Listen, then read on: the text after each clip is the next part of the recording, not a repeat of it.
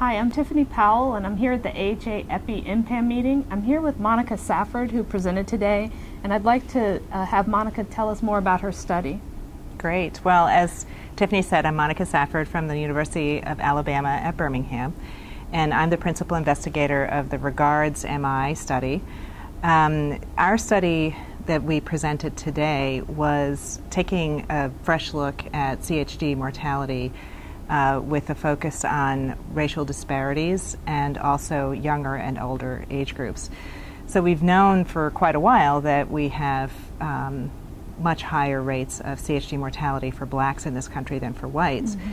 But the ERIC study reported on this, and since the 1990s when that report came out, we really have had some major changes in the way cardiovascular disease is managed. There's much wider use of revascularization. Statins have come into very wide use for both primary and secondary prevention. We're making great progress on smoking cessation. So we thought it would be a great opportunity to just have another look at that.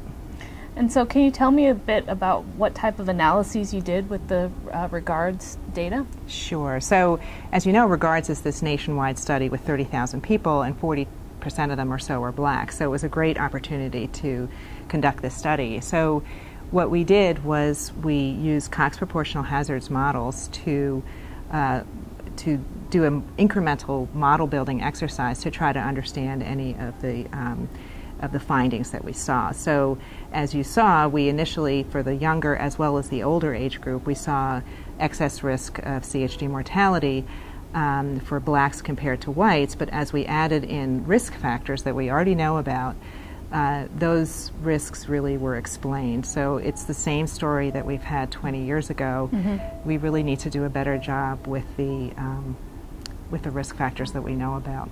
And were there surprising findings with your study? Yes, there was definitely a surprising finding with the in-hospital CHD mortality for the older age group. So much to our surprise, we actually found a very interesting finding that emerged only after adjustment, where it looks like the older blacks have an unmasked excess risk once you account for all the risk factors. And the big finding is that revascularization procedures seem to be playing a major role in that. And we know that the blacks in this study, and nationally this has also been widely reported, that blacks tend to get less medical procedures than whites do. And we saw that here for sure, despite the fact that they have higher risk factor burden. So there is a suggestion that possibly some of the elective procedures that are being done are benefiting whites, but potentially not benefiting blacks. And so what do you see as the next steps for this study? That's a great question.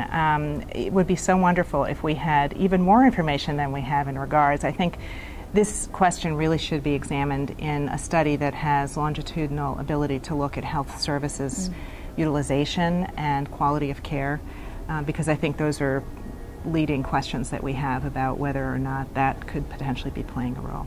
Okay. Well, no, I think it's very interesting data, very important topic, and thank you for sharing. You're very welcome.